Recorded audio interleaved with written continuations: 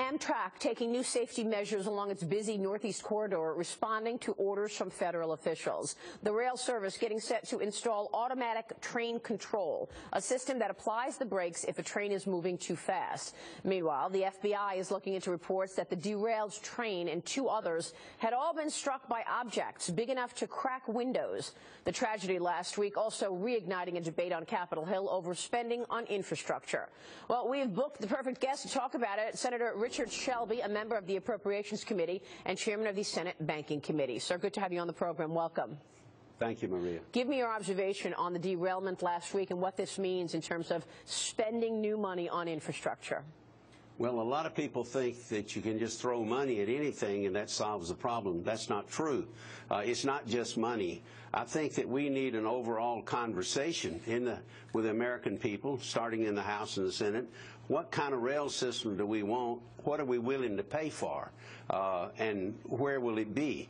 That's been going on a long time. Amtrak's about 45 years old, and I'll tell you, it's old. A lot of the rails are old. A lot of the cars are old. It's probably just a ticking time bomb in a lot of areas. So is that what happened last week, because everything is old? I don't think just because of that.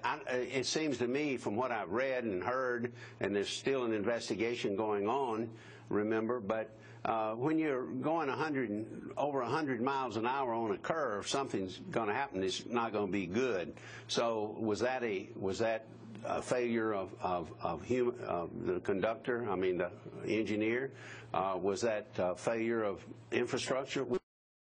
Let's wait and see. But 106 miles an hour, or whatever it purported to be, that's dangerous on any curve. Yeah, it's pretty extraordinary. So, Senator, for the first time, Amtrak apparently facing $200 million in payouts to the crash victims. That's, of course, the limit set by Congress. But that actually might be too low in terms of covering the costs of the 8 lives lost, the more than 200 people injured in last week's derailment. So the question becomes, what is the priority, and how do you see it? You said we have to decide and have a conversation of what kind of a rail system we want. What do you think we want from your standpoint? How much money should be dedicated here, and how do you break down the appropriations given what we're seeing in defense, that facing the new realities, as well as the infrastructure issues in this country? Excellent question you just posed. We got to have priorities. We got to have defense. We got to decide what kind of rail system we're going to have and where it's going to be located. Mainly, the rail system that's viable, it seems to be, is the Northeast corridor between Washington and Boston. A lot of the other Amtrak systems through my area in the South, it's not used too much, but it's a nationwide deal. Are we going to privatize it totally? Are we going to get the government out of it? Are we going to get the government in it? That's a big debate. It's a dangerous road. All right, let me move on to the Senate putting Obama's supported trade bill back on track after a deal with the Democrats. What are you expecting in terms of the trade deals on the table, which, of course, we know could really move the needle for business selling goods overseas? Well, I think it will be good for a lot of people selling overseas. If they really open their market, it's a two-way street. But we also got to figure out how many jobs this will cost us in this country, especially in manufacturing. We've lost millions of jobs because of some of our trade deals. They haven't been very good. There's a lot of unanswered questions in this trade deal here. It's very complicated and gives this president a lot of power. And a lot of us are very reluctant to give this president a lot of power because we believe he's abused a lot of it already. Well, and that's why the unions are against putting this fast track into place for the Trans-Pacific Partnership. What are the questions in terms of jobs? What are you worried about? Well, I always worried about, fair trade. I believe in the principle of free trade, but a lot of people have not, that we've dealt with. It's not a two-way street. It's been a one-way street for them.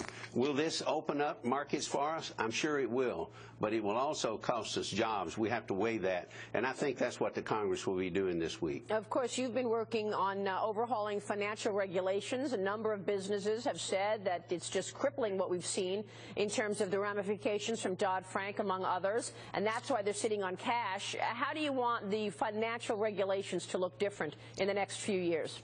What we're trying to do is streamline the regulations, especially for small, medium-sized banks that cause no systemic risk. But we're also looking at some ways to rein in the Federal Reserve, but not to run the Federal Reserve.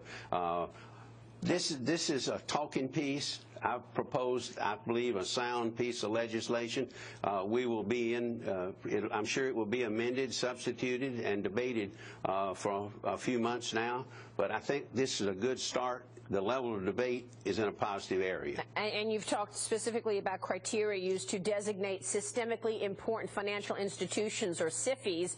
This is some of the issues that business is talking about because they don't see themselves as systemically important to the broad global economy.